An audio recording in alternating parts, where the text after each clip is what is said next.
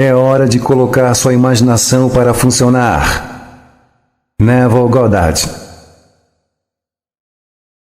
Vídeo patrocinado por Gratitude Life. Achamos que estamos desanimados por causa de uma situação sem entender que a situação se apresenta como se apresenta, justamente por causa do nosso desânimo. Não é a situação e depois o desânimo.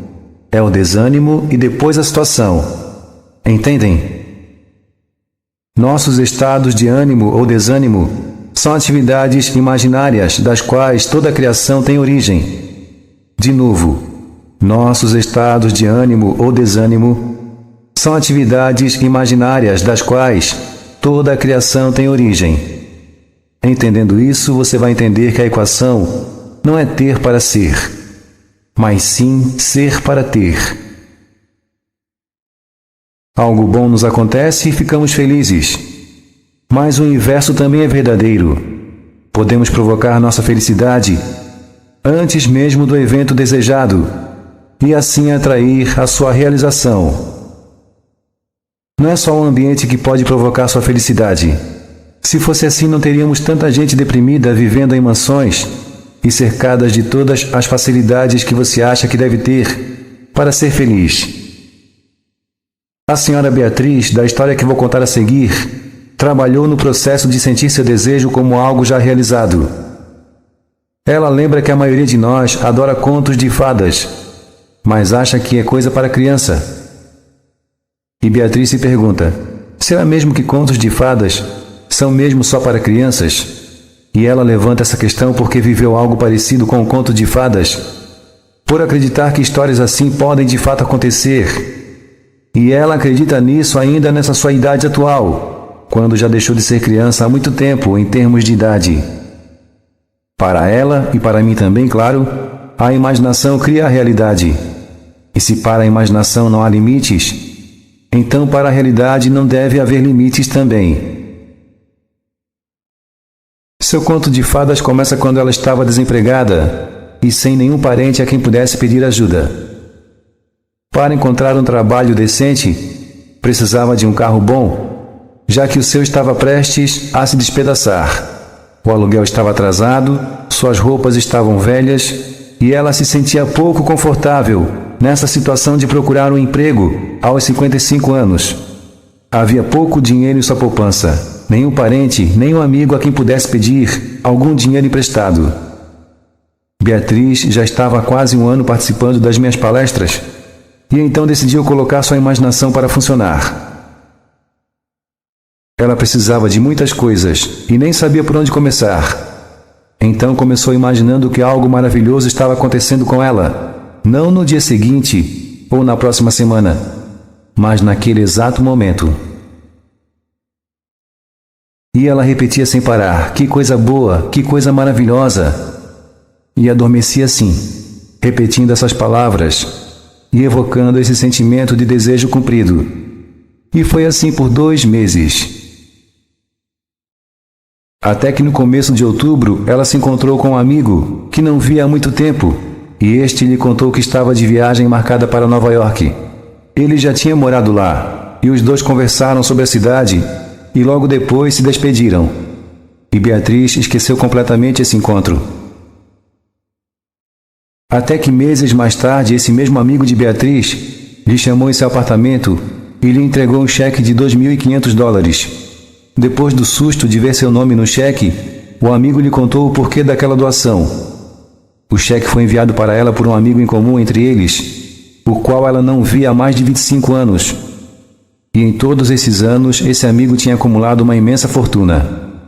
Os 2 amigos de Beatriz tinham se encontrado em Nova York e falaram sobre ela, e por razões que até hoje ela desconhece, seu amigo milionário decidiu compartilhar com ela uma pequena fração da sua fortuna.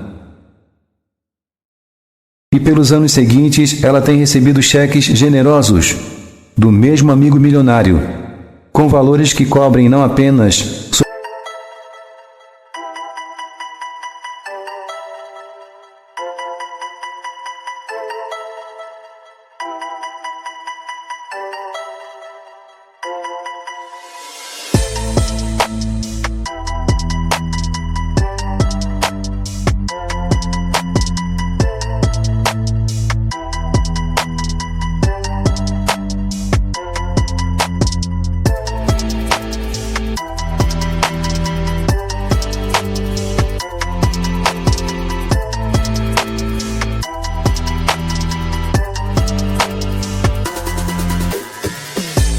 suas despesas diárias e básicas, como também permitiram a ela comprar um carro novo, morar num apartamento grande e parar de se preocupar em arrumar emprego.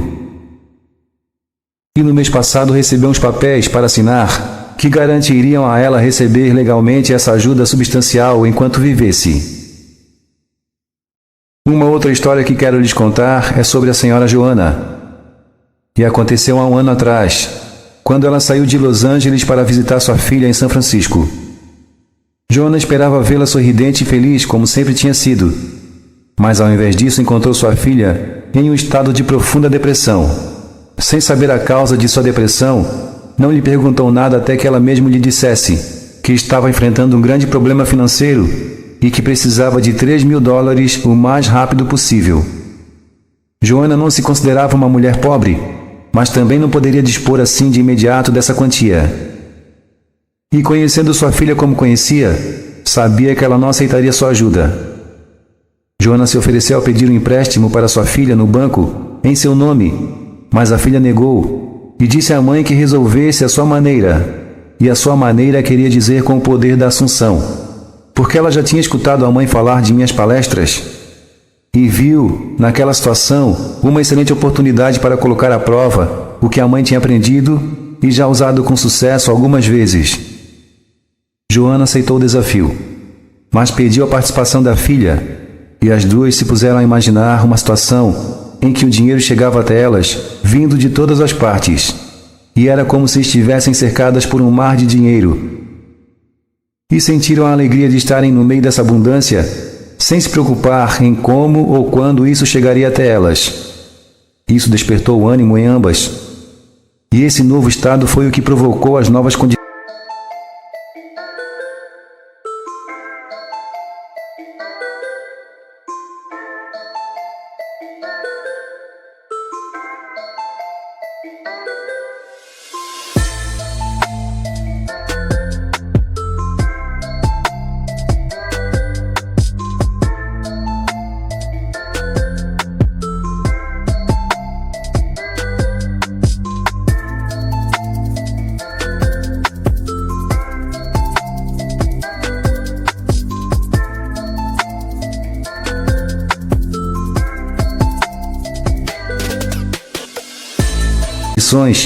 Que tomaram forma nos dias seguintes.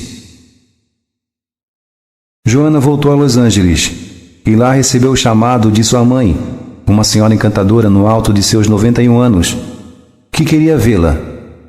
Joana estava cansada da viagem, mas sua mãe não podia esperar. Pediu que Joana fosse logo, o quanto antes, até sua casa. E Joana atendeu o pedido de sua mãe, e chegando lá, depois do costumeiro beijo e abraço, recebeu dela um cheque no valor de $3.000, que estava destinado à sua neta, filha de Joana. Joana perguntou se a mãe sabia dos problemas financeiros da neta.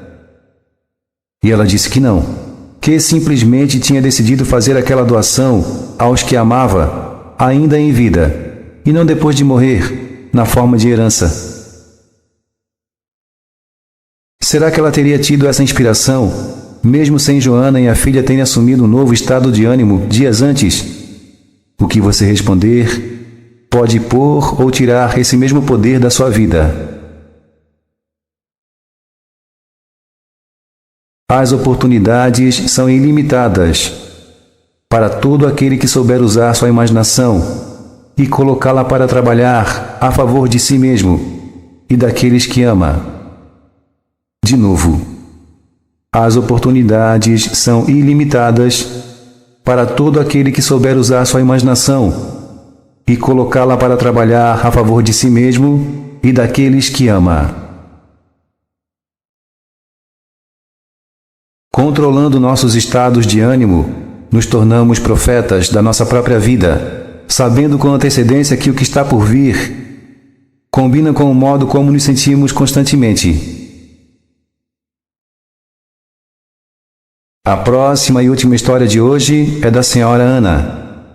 Ouvindo uma de minhas palestras, ela lembrou da simpatia da verruga, em que se oferece dinheiro pelas verrugas de alguém, e então essas verrugas caem ou somem naturalmente. O filho dela de 10 anos tinha muitas verrugas, feias e grandes, na perna, e isso o irritava já há alguns anos. Então Ana decidiu fazer a ele a proposta sugerida na simpatia. Perguntou se ele queria se livrar daquelas verrugas, de uma vez por todas. E ele se apressou em dizer que sim, desde que não fossem arrancadas por um médico, ou qualquer outro meio cirúrgico, que pudesse lhe causar dor. E ela propôs a ele uma espécie de jogo, onde ela pagaria a ele um certo valor por cada verruga. Ele topou a brincadeira, e Joana então lhe disse que, se estava pagando pelas verrugas, então elas não podiam mais ficar com ele, já que o vendedor nunca pode ficar com aquilo que vende depois de vendido. Elas vão desaparecer, disse Joana ao filho. Pode levar um dia, 2 ou até um mês. Mas lembre-se que você me vendeu todas. Então elas não lhe pertencem mais. O filho dela estava encantado com esse jogo. E o que veio a seguir pode parecer tão fantasioso quanto os contos de fadas que estamos acostumados a ouvir. Em 10 dias, as verrugas começaram a desaparecer. E depois de um mês, não havia mais nenhum sinal nas pernas do filho de Joana que lembrassem que um dia ele tivesse tido verrugas. Frase em destaque: controlando nossos estados de ânimo, nos tornamos profetas da nossa própria vida, sabendo com antecedência que o que está por vir combina com o modo como nos sentimos constantemente.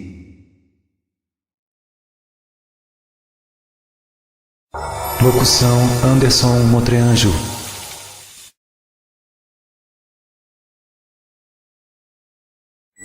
Gratitude Life. Um jeito suave de viver e conquistar seus sonhos. Venha viver na Gratitude Life. Mais informações na descrição desse vídeo.